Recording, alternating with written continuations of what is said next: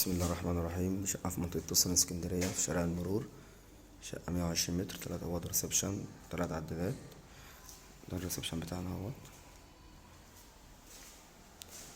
ده عندنا طرق التوزيع اهي. شقة دور سابع، أسانسير، 3 عدادات، برج 14 دور، شباك ألموتان، البلكونية، بلكونتين كبار اهمت.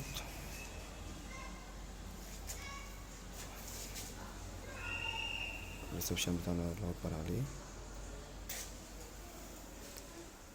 مش تبقى عريس أو سكن الدرجة تزود فوق الباب. دي طرق التوزيع. ده عندنا كده الحمام. الطعم الصحي موجود ان شاء الله هيركب، والبانيو موجود كمان هيركب. الحمام بتاعه كويس اهوت، بانيو هيركب، والطعم الحوض والقعدة. ده المطبخ، فاضل فيه الرخامة برضو، الاستلام كله على المفتاح ان شاء الله. الرخامة تركب، المواسير الغاز راكبة اهيت، على مكان كله راكب. دي عندنا كده أول غرفة، 4 في 3 اهيت على الشارع. دي بلكونة بنخش من الأوضة ومن الريسبشن برضه، فيها داخلة من الريسبشن وداخلة من الأوضة، بلكونتين في بعض يعني. الشارع بتاعنا اهوت، فرع من شارع المرور وشارع 25.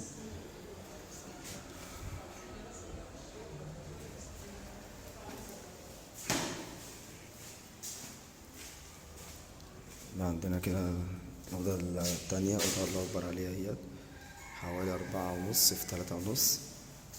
أوضة نوم محترمة،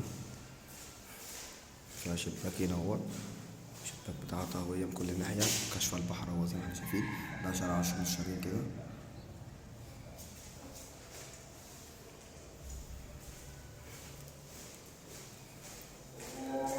ده عندنا الأوضة التالتة اهوت، البانيو بتاع الحمام موجود في الأوضة اهوت. أوضة برضه 4.5 في 3.5، أوضة الله أكبر عليها. الأوض كلها أوض مرتاحة، ريسبشن مرتاح. دي الوحيدة اللي على المنور، منور خاص. شقة بسم الله ما شاء الله عليها، تشطيب محترم جدا. 3 عدادات، أسانسير، اتحاد ملاك، 9 ملكية، حصة في الأرض.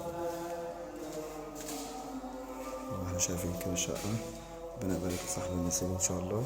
السلام عليكم ورحمة الله وبركاته.